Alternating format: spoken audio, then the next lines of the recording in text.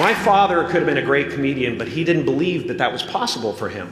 And so he made a conservative choice. Instead, he got a safe job as an accountant. And when I was 12 years old, he was let go from that safe job. And our family had to do whatever we could to survive. I learned many great lessons from my father, not the least of which was that you can fail at what you don't want.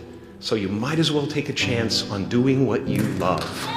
It's not the only thing he taught me, though. I watched the effect of my father's love and humor and how it altered the world around me. And I thought, that's something to do. That's something worth my time.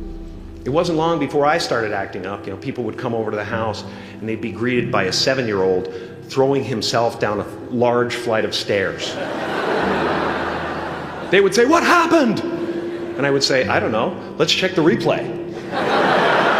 I'd go back to the top of the stairs and come back down in slow motion.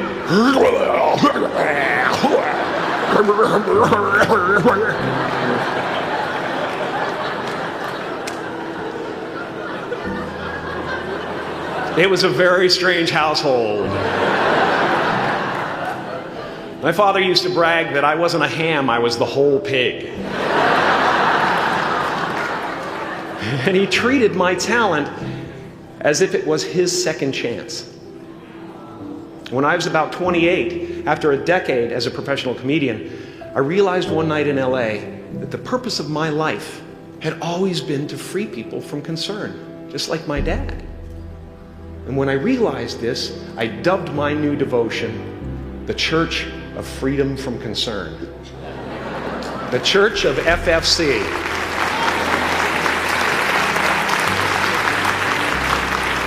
And I dedicated myself to that ministry. What's yours? How will you serve the world? What do they need that your talent can provide? That's all you have to figure out. As someone who's done what you're about to go and do, I can tell you from experience, the effect you have on others is the most valuable currency there is. Because everything you gain in life will rot and fall apart, and all that will be left of you is what was in your heart. My choosing to free people from concern got me to the top of a mountain. Look where I am. Look what I get to do. Everywhere I go. I'm going to get emotional because when I tap into this, it really is extraordinary to me. I did something that made people present their best selves to me wherever I go.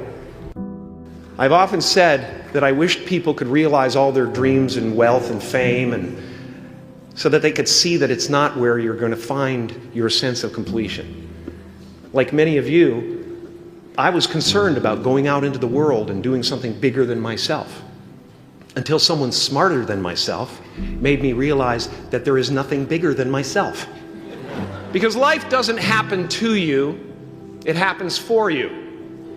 How do I know this? I don't, but I'm making sound, and that's the important thing. That's what I'm here to do. Sometimes I think that's the only thing that's important, really. It's just letting each other know we're here. Reminding each other that we're part of a larger self. Your job is not to figure out how it's going to happen for you, but to open the door in your head. And when the door opens in real life, just walk through it. And don't worry if you miss your cue, because there's always doors opening. They keep opening. And when I say life doesn't happen to you, it happens for you, I really don't know if that's true. I'm just making a conscious choice to perceive challenges as something beneficial so that I can deal with them in the most productive way. You'll come up with your own style. That's part of the fun. Oh, and why not take a chance on faith as well? Not religion, but faith. Not hope, but faith. I don't believe in hope. Hope is a beggar. Hope walks through the fire and faith leaps over it.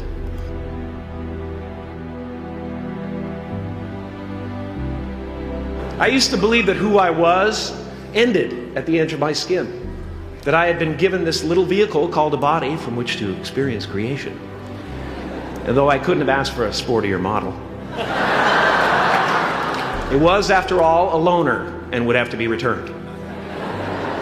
Then I learned that everything outside the vehicle was part of me too. And now I drive a convertible.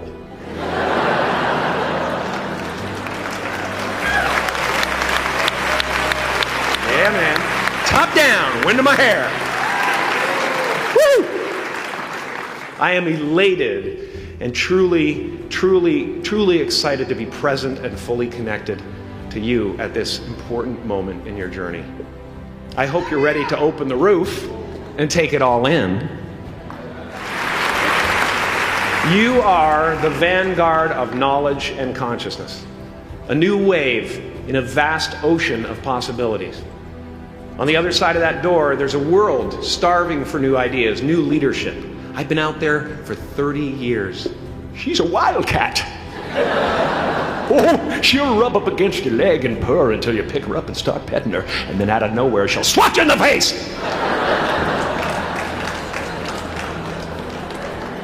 It can be rough out there, but that's okay, because there's soft serve ice cream with sprinkles. I guess that's what I'm really trying to say here today.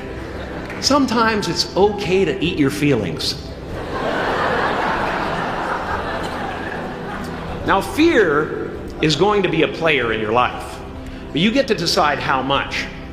You can spend your whole life imagining ghosts, worrying about the pathway to the future, but all there will ever be is what's happening here, and the decisions we make in this moment, which are based in either love or fear.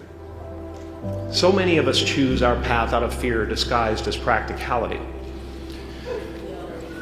What we really want seems impossibly out of reach and ridiculous to expect, so we never dare to ask the universe for it. I'm saying I'm the proof that you can ask the universe for it. Please.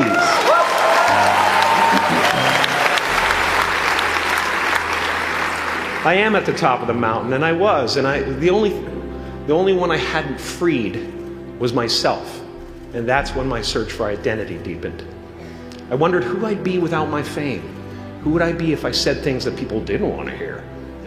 Or if I defied their expectations of me? And that peace that we're after lies somewhere beyond personality, beyond the perception of others, beyond invention and disguise, even beyond effort itself. You can join the game, fight the wars, play with form all you want, but to find real peace, you have to let the armor go. Your need for acceptance can make you invisible in this world. Don't let anything stand in the way of the light that shines through this form. Risk being seen in all of your glory. My soul is not contained within the limits of my body. My body is contained within the limitlessness of my soul. Now I'm always at the beginning. I have a reset button, and I ride that button constantly. Once that button is functioning in your life, there's no story that the mind could create that will be as compelling. The imagination is always manufacturing scenarios, both good and bad, and the ego tries to keep you trapped in the multiplex of the mind.